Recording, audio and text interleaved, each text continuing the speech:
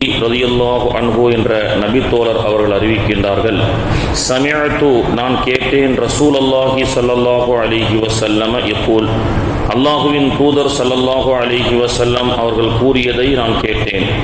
மன் ரஆ மின்கும் முன்கரன் ஃபல்யுகையிருஹு பியதிஹி, யார் ஒருவர் தன்னுடைய கண்ணுக்கு முன்னால் ஒரு அநியாயம் நடக்கின்றதோ அவர் தன்னுடைய கைகளால் அதை தட்டி கேட்கட்டும். ஃபஇல்லம் யஸ்ததி', கைகளால் தட்டி கேட்க முடியாத பட்சத்திலே வபி லிசானிஹி, தன்னுடைய நாவால் அதை தடுக்கட்டும். ஃபஇல்லம் யஸ்ததி', நாவால் அவரால் தடுக்க முடியாட்டால் வபி கல்பிஹி, அவர் தன்னுடைய கல்பால் அதை வெறுக்கட்டும்.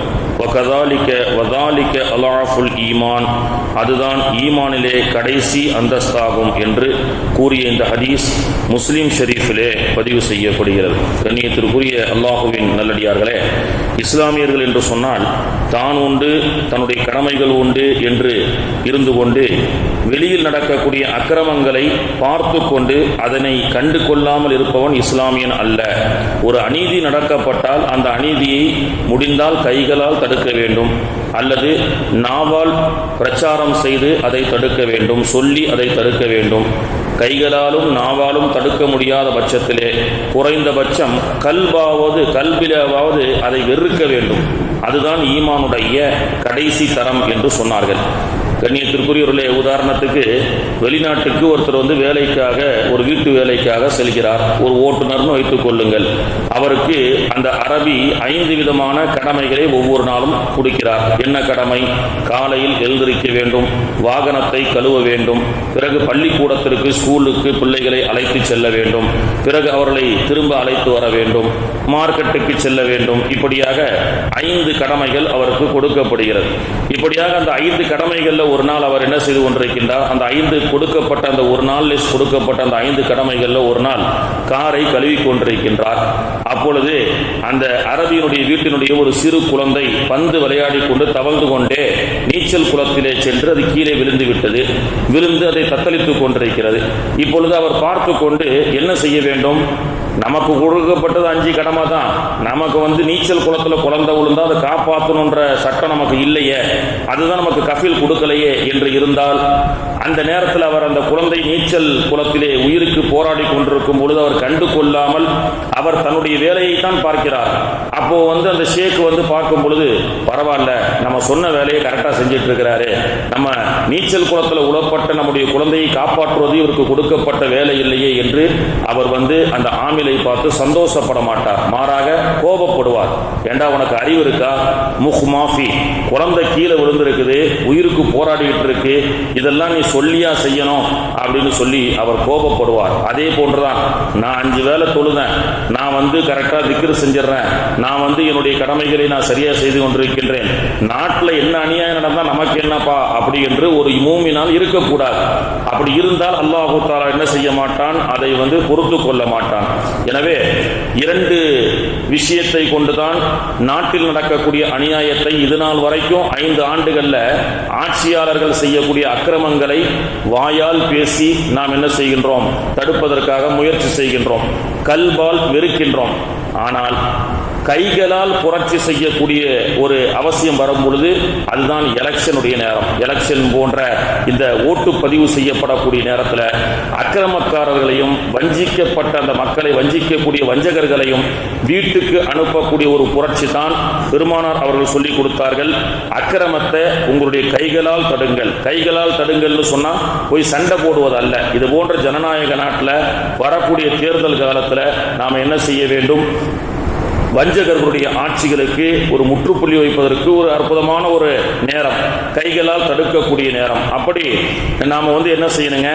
இன்னைக்கு பாத்தீங்கன்னா 10 ஆண்டு காலங்கள் இந்த இந்திய தேசத்திலே ஆட்சி செய்து கொண்டிருக்கக்கூடிய ஒரு அரசாங்கம் பள்ளிவாசலை இடிக்கின்றான், புல்டோசரை வச்சு இஸ்லாமியர்களுடைய வீடுகளை இடித்துக் கொண்டிருக்கின்றான், சிறுமிகள் பாலியல் பலாத்காரம், மணிப்பூர்ல பெண்கள் அவமானப்பட்டு அசிங்கப்பட்டு ஆடைகளை அவிழ்க்கப்பட்டு ஓடக்கூடிய ஒரு சூழல். அப்படி இது போன்ற அநியாயங்கள் நடக்கும் பொழுது அதை கண்டுகொள்ளாமல் அந்த அநியாயங்களை கட்டவிழ்க்க விட்டப்பட்ட காவல்துறையால், இராணுவத்தால் இது போன்ற அநியாயங்கள் நடக்கக்கூடிய இந்த ஆட்சியில இது நாள் வரை மன கொந்தளிப்பாக இருக்கக்கூடிய அந்த கொந்தளிப்புகளை எல்லாம் நாம் கைகளால் தடுக்கக்கூடிய ஒரு சந்தர்ப்பம் வரக்கூடியதுதான் இந்த தேர்தல். எனவே இது போன்ற வரக்கூடிய தேர்தலில் நாம் என்ன செய்ய வேண்டும்?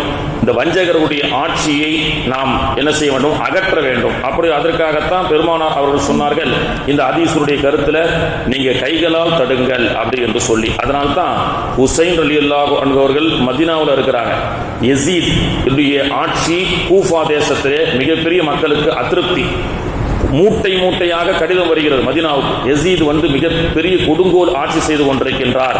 ஹுசைன் ரலியல்லாஹு அன்ஹு அவர்களே, நபிகள் நாயகத்துடைய பேரப்பிள்ளையே, நீங்க கூஃபாவுக்கு என்ன செய்யுங்க?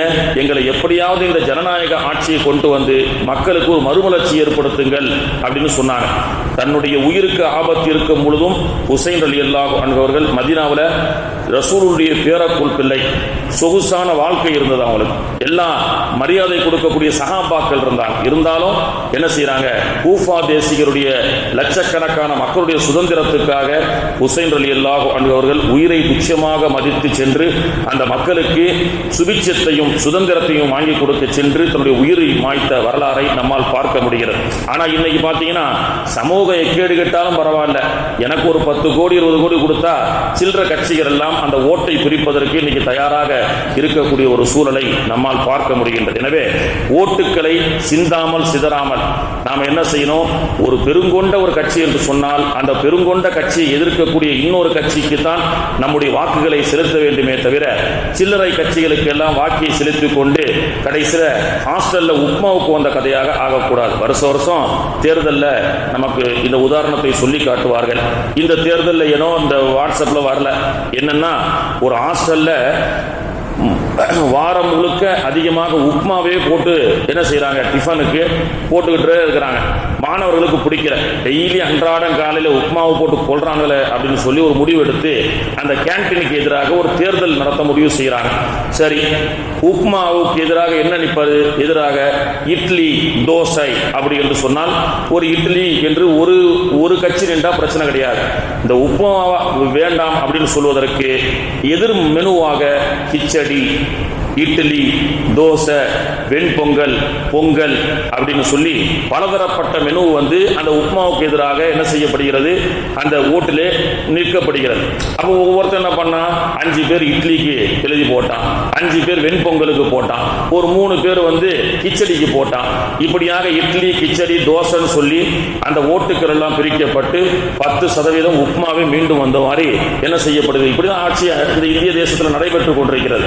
தோலாம் புருத்தி எல்லாம் போய் இந்தியாவை ஆட்சி ஆள்ற மாதிரி சில்லற கட்சிகள் எல்லாம் நின்று எனக்கு ஓட்டு போடு, எனக்கு ஓட்டு போடு. இது இஸ்லாமியர்கள் ஆக கேவலம். காசுக்காக சில்லற கட்சிகள் எல்லாம் நின்று கொண்டு ஓட்டை பிரித்து இந்த இந்திய தேசத்தினுடைய ஒரு மிகப்பெரிய மக்களுடைய சுபிட்சத்திற்கு மோசம் செய்யக்கூடிய ஒரு மிகப்பெரிய அவல நிலை இந்த இந்திய தேசத்தில் இருக்கிறது. எனவே இஸ்லாமியர்கள் இந்த விஷயத்தில் விழிப்புணர்வாக இருந்து தேசிய கட்சியை எதிர்க்கக்கூடிய பெரிய கட்சிக்கு யாருமே நல்லவங்க இந்த இந்திய தேசத்தில் சொல்ல முடியாதுங்க. என்றாலும் இப்போதைக்கு பள்ளிவாசல மதரசாவை இடித்துக் கொண்டிருக்கக்கூடிய 150-200 சர்ச்சுகள், இஸ்லாமியர்களுக்கு மட்டுமே நம்ம பேசல, 200 சர்ச்சுகள் மணிப்பூரில் இடிக்கப்பட்டிருக்கிறது. வடநாட்டில் அன்றாடம் ஒவ்வொரு மாசம் மதரசாவுக்கும் ரைடு வருது. தீவிரவாத அச்சுறுத்தல் ஏற்படுகிறது, மதரசாவை பேண்ட் பண்ணணும் அப்படின்னு சொல்லி. இதே நிலை இன்னைக்கு அடுத்த எலெக்ஷன்ல இதே ஆட்சி நிலை பெற்றால் நாம பள்ளிவாசல்ல தொழ முடியுமா முடியாதா என்று சொல்லக்கூடிய அளவுக்கு மிகப்பெரிய ஒரு மோசமான நிலை இருந்து கொண்டிருக்கின்றது. இது 2வது சுதந்திர போராட்டம் என்று சொல்கிறார்கள். மீண்டும் இந்த கட்சி ஆட்சிக்கு வந்தால் இந்திய தேசத்தில் அடுத்து தேர்தல் என்பது நடக்காது என்று சொல்லக்கூடிய அளவுக்கு இந்தியாவில் இருக்கக்கூடிய ஜனநாயகத்தை நம்பக்கூடிய முக்கியமான நபர்கள் எல்லாம் சொல்லுகின்றார்கள். எனவே நாம தொழுது பூட்ஸ் காலால அடி வாங்கி கொண்டிருந்தோம், தொழுபவர்கள் எல்லாம் அடித்து விரட்டினார்கள். இது போன்ற ஒரு அவல நிலையை விட்டு நம்முடைய சமூகத்தை பாதுகாக்க வேண்டும் என்று சொன்னால் சூதானமாக இருந்து ஓட்டுக்களை சிதறடிக்காமல் அசதுத்தீன் ஓய்சி நிற்கிறான், அவன் நிற்கிறான், இவன் நிற்கிறான், அவன் இஸ்லாமியன் என்று தனி நபர்களை நாமல் பார்க்காம சில நேரத்தில் இஸ்லாம் அல்லாத இஸ்லாமியர்கள் நல்லவர்கள் இருப்பாங்க இல்லையா, சமூகத்தின் மீது அக்கறை கொண்டவர்கள், அவர்களை கூட நம்பிவிடலாம், இஸ்லாமியர்கள் நம்பக்கூடாது என்று சொல்லக்கூடிய அளவுக்கு சில நேரத்தில் சூழல் மாற்றப்படும். அப்படிதான் ரசூலுல்லாஹ் மக்காவில் இருக்கும்போது, மக்காவிலிருந்து மதீனாவுக்கு செல்வதற்கு ஹிஜ்ரத் புறப்படும் பொழுது ரசூலுல்லாவோடு கூட சென்ற ஒருத்தர் இஸ்லாமியர் அல்ல, இஸ்லாமியர் அல்லாதவர்களையும் சில நேரங்களில் தோழமையோடு நாம் பயன்படுத்திக் கொண்டு சில நல்ல காரியத்திலே பயணிப்பது நபிகள் நாயகத்துடைய ஒரு சுன்னத்தாக இருக்கின்றது. வல்ல ரஹ்மான் தௌஃபீக் செய்வானாக. எதிர்வரக்கூடிய இந்த இந்திய தேசத்தினுடைய தேர்தல் என்பது அக்கிரமக்காரர்களுக்கும் ஜனநாயகத்தை நம்பக்கூடிய நல்லவர்களுக்கும் உண்டான ஒரு தேர்தல், இரண்டாம் சுதந்திர போராட்டம். எனவே இந்த சுதந்திர போராட்டத்திலே நாம் சரியான முறையிலே நம்முடைய கை புரட்சி என்று சொல்லக்கூடிய தேர்தல் புரட்சியை நாம் சரியான முறையிலே முடிவு செய்து இன்ஷா அல்லாஹ் வாக்களிப்போம். வல்ல ரஹ்மான் தௌஃபீக் செய்வானாக. சுப்ஹானல்லாஹி வ பிஹம்திஹி சுப்ஹானக்கல்லாஹும்ம